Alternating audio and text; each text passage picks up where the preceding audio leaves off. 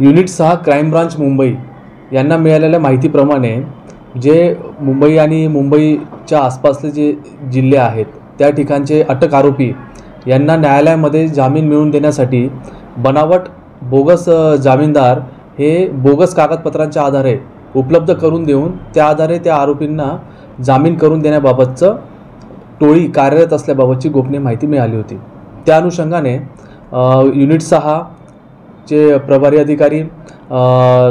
साळुंखे आणि त्यांच्या टीमने एका सदर याची गोपनीय माहितीची पडताळणी करण्यासाठी सापळा रचला। त्याच्याबाबतची अधिकची माहिती घेतली असता त्यामध्ये जी टोळी संघटितपणे काम करत होती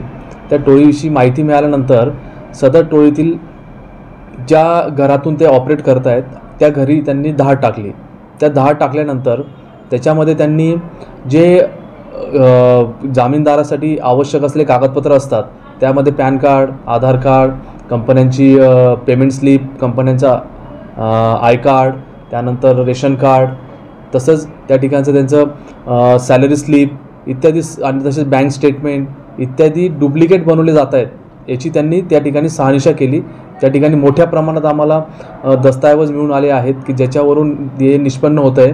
की एकाच व्यक्तीच्या नावावरती वेगवेगळ्या नावाने आधार कार्ड, पॅन कार्ड बनवले गेलेले आहेत, वेगवेगळ्या कंपनीच्या नावाने आय कार्ड देखील बनवले गेलेले आहेत, रेशन कार्ड बनवले गेलेले आहेत, ते आम्ही त्या ठिकाणी जप्त केलेले आहेत। आणि ह्या संपूर्ण कारवाईमध्ये एकूण 5 आरोपींना आम्ही आतापर्यंत अटक केलेली आहे।